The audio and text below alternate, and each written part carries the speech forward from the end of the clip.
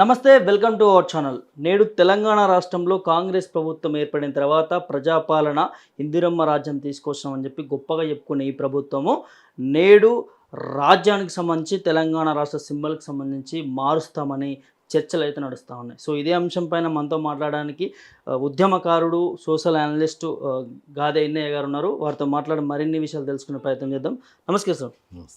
Sir, ఎట్లా అసలు సాధ్యమవుతుందా symbol మార్చడం అనేది? సింబల్ మార్చడం అనేది రేవంత్ రెడ్డి కాదు. రేవంత్ రెడ్డి తాత ముత్తాతలు వచ్చినా మార్చలేడు. ఎందుకంటే ఇది కేంద్ర ప్రభుత్వ పరిధిలో జరిగేటువంటి అనుమతితో కూడినటువంటి చర్యగా ఉంటుంది.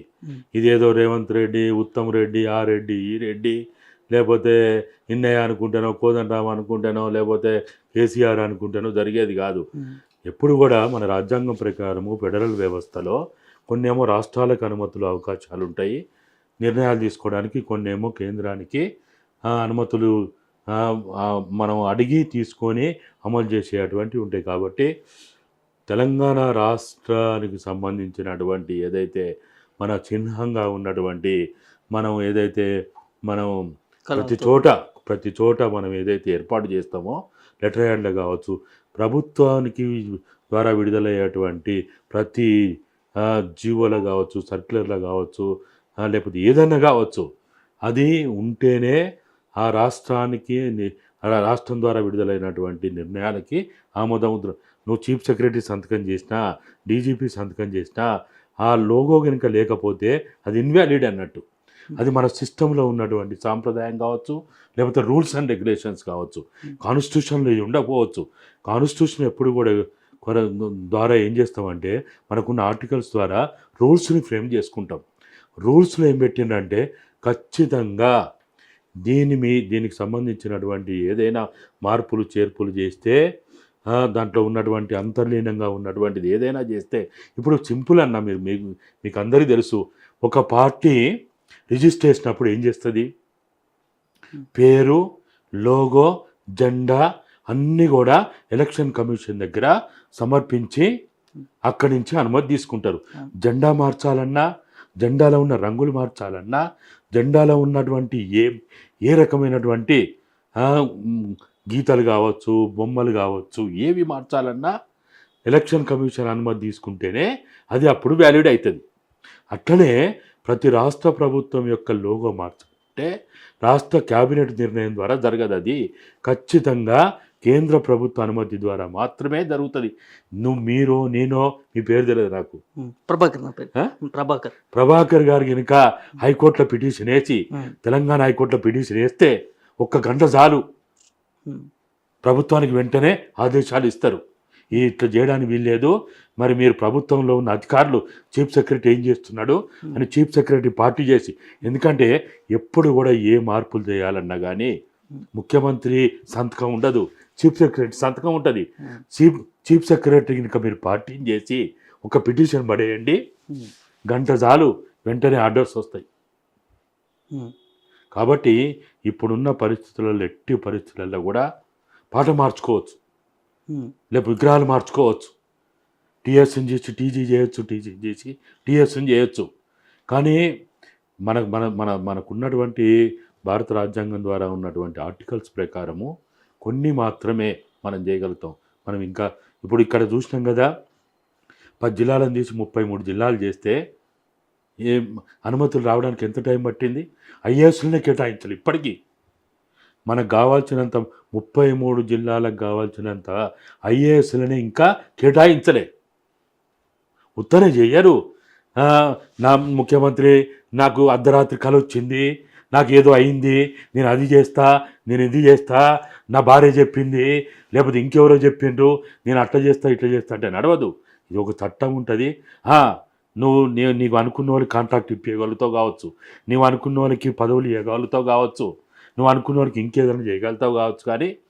కానీ ఇటువంటి చేయాల్సి వచ్చినప్పుడు అనేక రకాల పద్ధతులు, రాజ్యాంగబద్ధమైన పద్ధతులు కొన్ని పాటించాల్సి ఉంటుంది. కాబట్టి నేను అనుకోవడం అయితే, నాకున్న అవగాహన మేరకు నేను చెప్తున్నా, ఇది ఎట్టి పరిస్థితులలో జరగదు.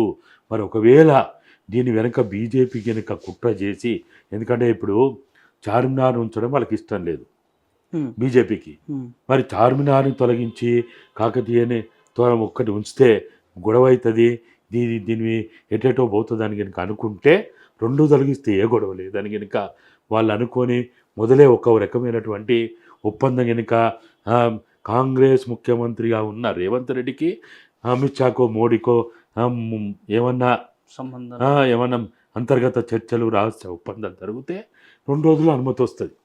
అట్లా లేకుంటే మాత్రం అనుమతి రాదు. ఇప్పుడు ఆల్రెడీ 4వ తారీఖు ఎన్నికల కౌంటింగ్ ఉంది. మరి ఎన్నికల కౌంటింగు దాని తర్వాత మళ్ళా ప్రమాణ స్వీకారం అంత జరగాల. మరి ఇంత పెట్టుకొని మరి రేవంత్ రెడ్డి అనాలోచితమా, మూర్ఖత్వమా, అహంభావమా, లేకపోతే ఎవడ తెలియనితనమా కానీ మొత్తానికైతే పప్పుల కాలేసిండు దీంట్లో.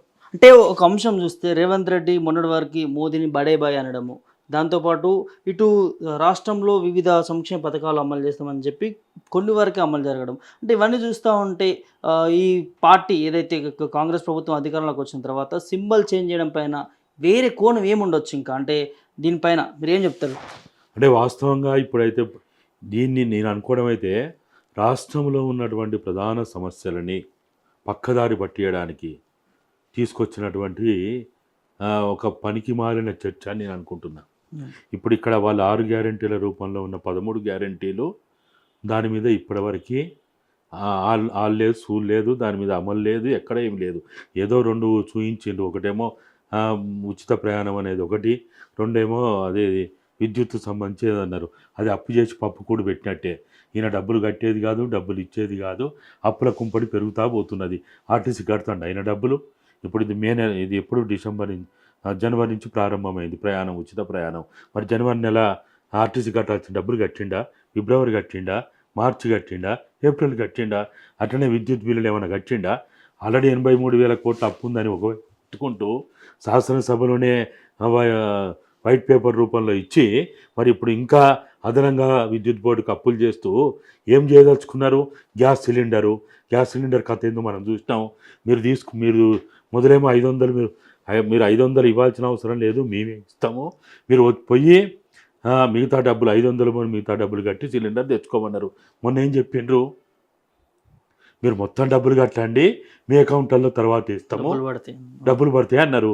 అంటే ఇప్పటివరకు ఏదైనా కానీ ఒక్క రూపాయి ప్రజలకు ఏమైనా రైతు బంధు లేకపోయా, రుణమాఫీ లేకపోయా, నోటిఫికేషన్లు విద్యార్థుల ఉద్యోగ నియామక నోటిఫికేషన్ లేకపోయా, ప్రజల్లో తీవ్రమైనటువంటి ఒక రకమైనటువంటి వ్యతిరేకత ప్రారంభమైంది.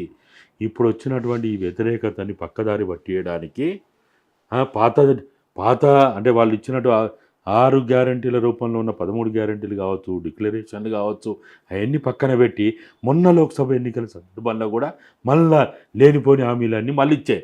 మరి అన్నీ ప్రజలు అడుగుతారు అనే ఉద్దేశంతో కావచ్చు, లేకపోతే దీని వెనుక బీజేపీ మెప్పు కోసం కావచ్చు, దీని వెనుక ఏదో ఒక హిడెన్ ఎజెండా ఉంది. ఏ హిడెన్ ఎజెండా లేకుండా ఇప్పుడు ఈ చిహ్నం మార్పు అనేది గీతం అరే ఎందుకు వచ్చిన గొడవ. ఇప్పుడు అందశ్రీ అన్న రాసిన పాట 9.5 సంవత్సరాల నుంచి స్కూళ్ళల్లో రోజు ఉదయము పాడుతూనే ఉండే. కొత్తగా పాడుతుండే ఏమన్నా?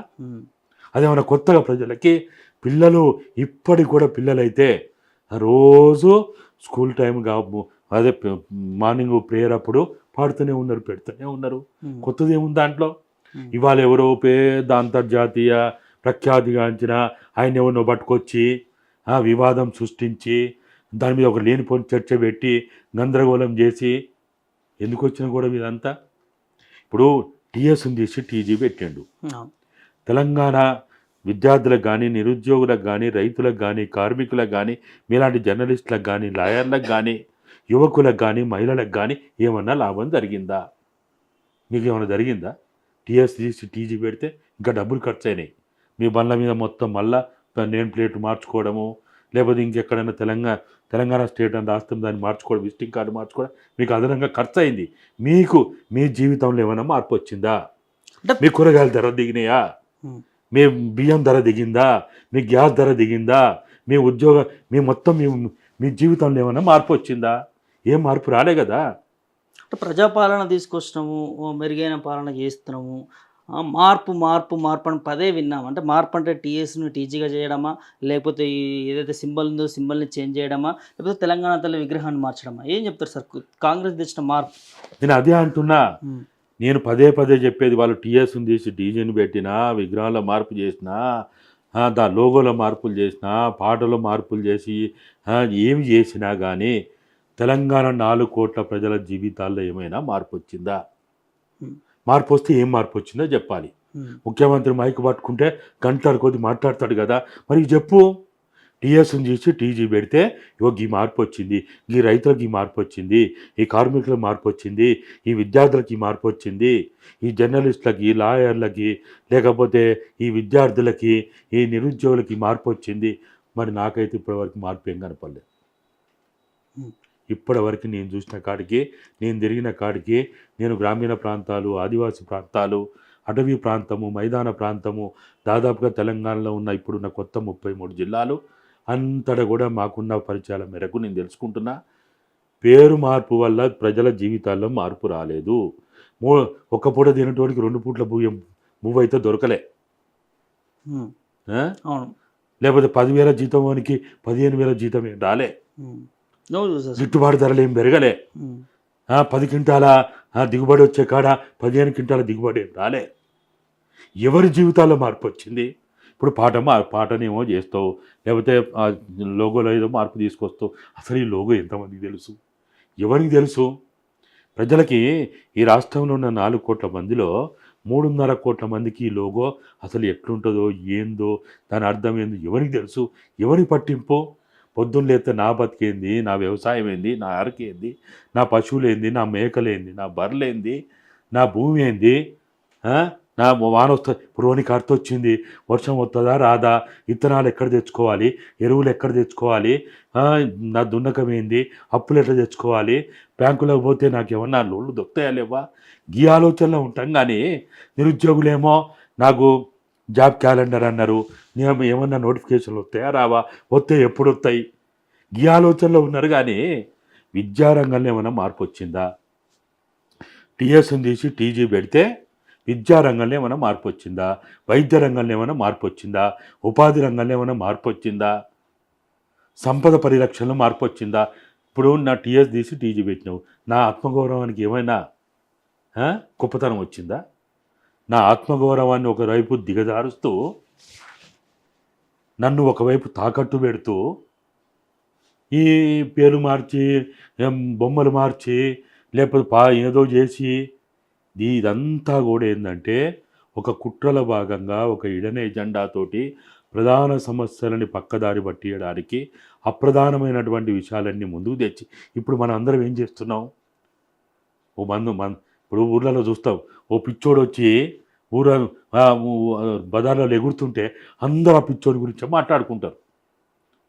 వాళ్ళు భార్యాభర్తలైనా, కుటుంబ సభ్యులైనా, లేకపోతే మొత్తం ఊరంతా వాళ్ళ ప్రధాన సమస్యల్ని అరే మన పంట పొలాలు ఏమైనాయి, చేనులు ఏమైనాయి, భూములు ఏమైనాయి, ఇతర అన్నీ వదిలిపెట్టి ఆ పిచ్చోని గురించే మాట్లాడుకుంటారు. ఇప్పుడు కూడా ఏమైపోయినామంటే మనందరం ఆయన ఏదో అన్నాడు, లోగో అన్నాడు, ఏదో అన్నాడు, పొద్దుపోక ఏదో పనులు చేస్తుంటే మనం కూడా దాని గురించే మాట్లాడుకుంటున్నాం. ఇప్పుడు రుణమాఫీ గురించి మాట్లాడుతున్నావా? మీడియా మాట్లాడుతుందా? పార్లమెంట్ ఎన్నికల సందర్భంగా రైతు రుణమాఫీ రేవంత్ రెడ్డి గారు ఎన్నికల సభలో మాట్లాడిండు. మరి ఆ రైతు రుణమాఫీ ఏమైందని మీడియా ఎవరైనా ప్రశ్నిస్తున్నారా? 6 గ్యారంటీల రూపంలో 13 గ్యారంటీలు ఏవైతే ఉన్నాయో అవి ఎందుకు ఇస్తలేవు? ఇంత కొడితే 10 దశాబ్ది ఉత్సవాలు చేస్తున్నారు కదా! జూన్ 2వ తారీఖు రంగరంగ వైభవంగా ట్యాంకు బండ మీదనో అక్కనో ఇక్కనో అంటున్నారు కదా! వాళ్ళు చెప్పినటువంటి గ్యారంటీలో ఒక గ్యారంటీ అయినా ఉద్యమకారులకి వాళ్ళ స్వస్థలాల్లో నివాస స్థలం కోసము 250 గజాల స్థలం ఇస్తామని చెప్పిండ్రు. 100 రోజులు అయిపోయినాయి. పుణ్యకాలం గడిచిపోయింది.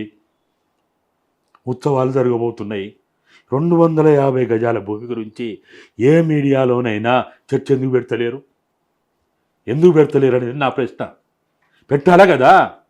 ఇదంతా డైవర్షన్ పాలిటిక్స్ నడుస్తా ఉందంటారు. ఖచ్చితంగా 100% దశాబ్ది ఉత్సవాల సందర్భంగా కనీసం మీలాంటి వాళ్ళైనా తెలంగాణ అమరవీరులకి, తెలంగాణ ఉద్యమకారులకి ఖర్గే గారి సమక్షంలో చెప్తారు, కేసీ వేణుగోపాల్ సమక్షంలో చెప్తారు, ప్రియాంక గారి సమక్షంలో చెప్తిరి, రాహుల్ గాంధీ సమక్షంలో చెప్తిరి, కొంతమంది అమరవీరుల కుటుంబాలని గాంధీ భవన్ దొరికొస్తుంది, అదేదో ఓటర్లు దొరకపోతుంది, వాళ్ళని అక్కడ చూపిస్తుంది, అమరవీరుల కుటుంబాలకి ఇది చేస్తాం అది చేస్తాం అట్లా చేస్తాం ఇట్లా చేస్తామని చెప్తుంది.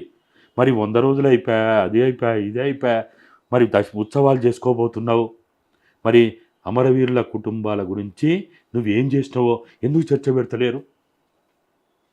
పెట్టాలి కదా. ఆయన డైవర్షన్ పాలిటిక్స్ చేస్తుంటే మనం కూడా దాంట్లో బలిపశువులు కావడం ఎందుకు అనేది నా అభిప్రాయం. ఇది కొంతమందికి నచ్చవచ్చు, నచ్చకపోవచ్చు, కానీ ఇప్పటికైనా మనం కూడా మన ఎజెండాలో మనం ఉండాలి. పాలకులు ఎప్పుడు కూడా ప్రజలకు మోసం చేయడానికే ప్రయత్నాలు చేస్తున్నారు. రేవంత్ రెడ్డి గారు దీంట్లో ఆరితేరి ఉన్నారు కాబట్టి అసలు ఆయనకి ఒక ముఖ్యమంత్రిగా తెలంగాణ దశాబ్ది ఉత్సవాలు చేసే ముఖ్యమంత్రిగా మాత్రమే అర్హత ఉంది, అంతవరకే. కానీ తెలంగాణ మట్టి వాసన చూసిండా? ఉద్యమ త్యాగాలు తెలుసా? ఉద్యమకారులు తెలుసా? అసలు తెలంగాణ చరిత్ర తెలుసా? ఏం తెలుసు?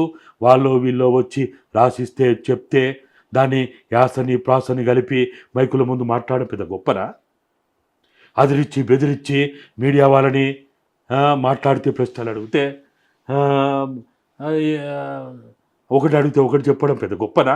మేము అడుగుతున్నాం, రేవంత్ రెడ్డి గారు మీరు ఉద్యమకారులకి ఇస్తానన్న 250 గజాలు మీ ప్రభుత్వమే చెప్పింది, గ్యారంటీలో ఒక గ్యారంటీ అది. మీరు ఎందుకు ఇప్పటివరకు దాని మీద మాట్లాడతలేరో ఫస్ట్ దాని మీద మాట్లాడండి. మీకేమైనా కానీ చిత్తశుద్ధి ఉంటే, తెలంగాణ పట్ల మీకు గౌరవం ఉంటే, ఉద్యమకారుల పట్ల గౌరవం ఉంటే, రాష్ట్ర సాధన పట్ల గౌరవం ఉంటే, అమరవీరుల త్యాగాల పట్ల గౌరవం ఉంటే మీరు మొదలు దాని గురించి మాట్లాడండి.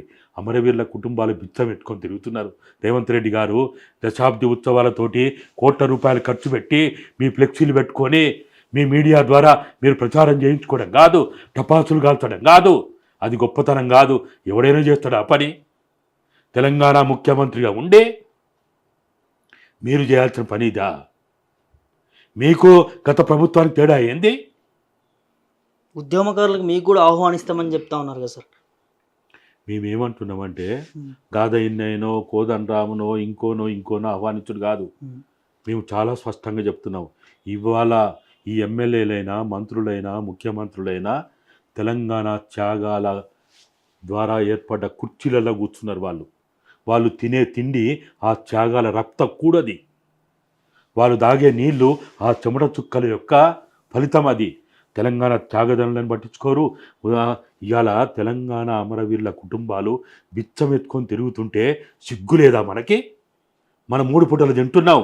చీముని ఎత్తురుంటే మొదలు అమరవీరులను పట్టించుకోవాలి. కనీసం వాళ్ళకి ఇస్తా అన్నవి వాళ్ళకి ఇవ్వాలి. మేమేమి వాళ్ళకి పంచపరమాన్నాలు పెట్టమంటలేము, బీర్లు బిర్యానీ తినిపించమంటలేము.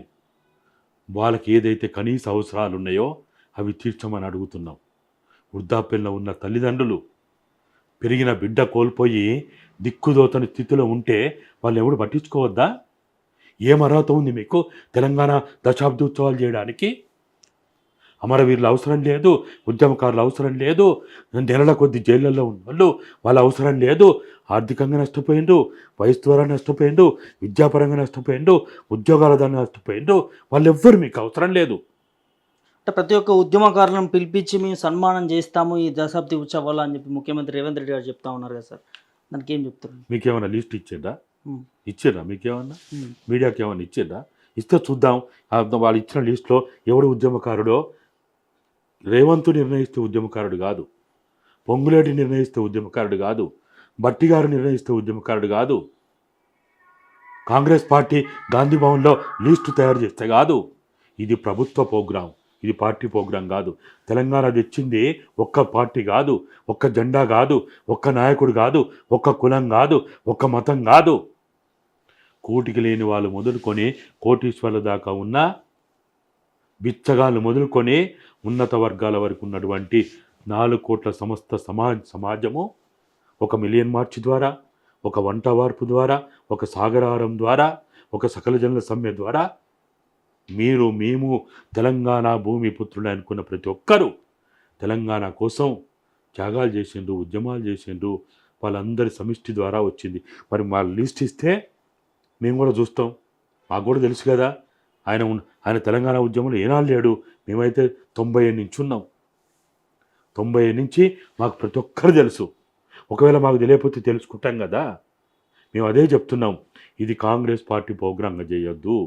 ఇది పార్టీలకు అతీతంగా తెలంగాణ ప్రభుత్వం చేసే ప్రోగ్రాంగా ఉండాలి.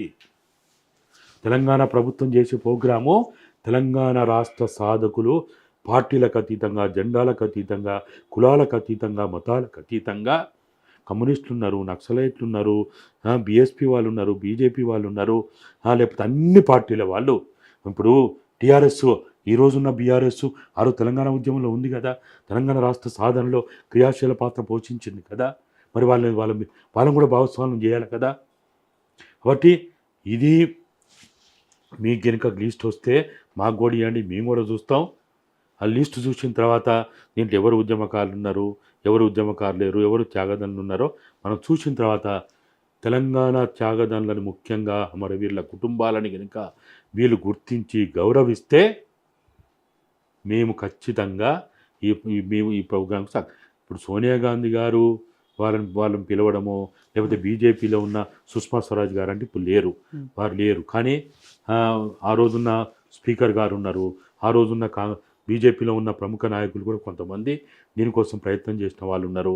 అట్లనే 33 పార్టీలు తెలంగాణ రాష్ట్ర ఏర్పాటు కోసం ఈ రాష్ట్రంలో వాళ్ళ పార్టీ లేకున్నా వాళ్ళు ఆ రోజున్నటువంటి ఆ ప్రభుత్వానికి, ప్రధానమంత్రి గారికి, రాష్ట్రపతి గారికి వాళ్ళు లెటర్లు ఇచ్చారు. ఆ 33 పార్టీలు ఎవరో వీళ్ళకి తెలుసా? ఆ లెటర్లు ఏంటో వీళ్ళకి తెలుసా? ఏమన్నా నా ముఖం చూసిందా? అంటే తెలంగాణ రావడానికి కారణం కాంగ్రెసే. అది కూడా సోనియమ్మ ఇవ్వడం వలన మనకు ప్రత్యేక రాష్ట్రం ఏర్పడింది. తెలంగాణ తల్లి సోనియా గాంధీ వారి నేతృత్వంలో సంబరాలు చేసుకుందామని చెప్పి ముఖ్యమంత్రి రేవంత్ రెడ్డి చెప్తా ఉన్నారు. ఏం చెప్తారు సార్ దీనికి? తెలంగాణ రాష్ట్ర ఏర్పాటుని ఒక వ్యక్తికి ఆపాదించడం, ఒక వ్యక్తిని కేంద్రంగా మాట్లాడుకోవడం అనేది చాలా బాధాకరమైంది, అవమానకరమైంది కూడా. తెలంగాణ ఉద్యమాన్ని, తెలంగాణ త్యాగదనులని సుదీర్ఘకాలం 1953, 56, 69 ఈ చరిత్రనంతా కూడా మర్చిపోయి ఒక వ్యక్తికి ఆపాదించడం, ఒక వ్యక్తి కేంద్రీకరణగా మాట్లాడడం అనేది చాలా బాధాకరం. మరి సుమారు 3000 ఇదంతా ఈ చిట్టా మీరు చూడండి, 1385 మంది, ఇంతమంది ప్రాణత్యాగాలు చేసినవని ఆ రోజున్న ఇన్ని బండిల్స్ ఇవి. ఇదే శ్రీకృష్ణ కమిటీకి ఇచ్చినటువంటి నివేదికలు ఇవి. ఒక్కరిచ్చింది కాదు.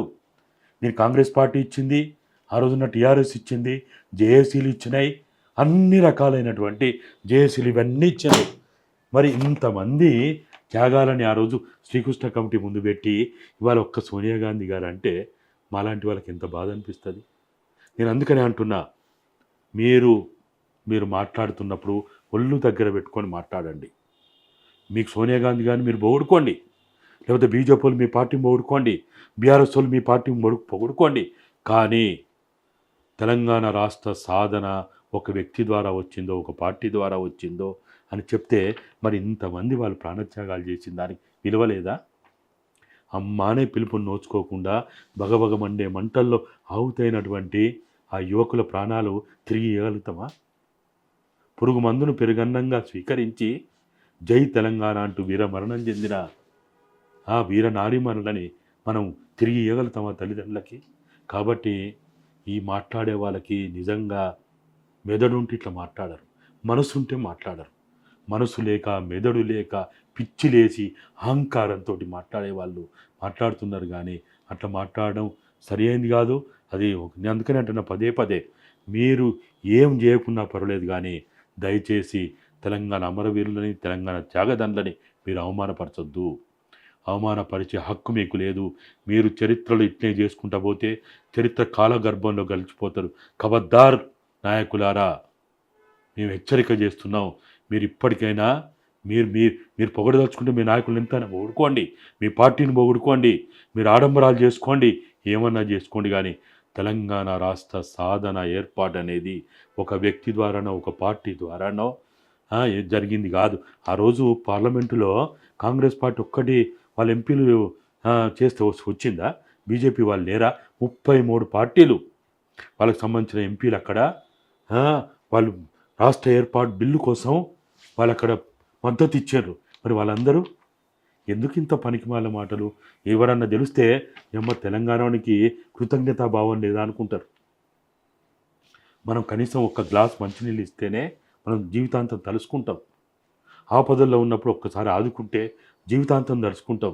మరి ఒక రాష్ట్ర ఏర్పాటు కోసం భారతదేశం కాదు ప్రపంచంలో ఉన్న అనేక మంది తెలంగాణ రావడానికి కారకులైతే ఇవాళ ఫలానా వాళ్ళ వల్ల వచ్చింది, ఫలానా వాళ్ళ వల్ల వచ్చిందని మాట్లాడితే మరి ఇన్ని లక్షల కోట్ల మంది ఏమనుకోవాలి?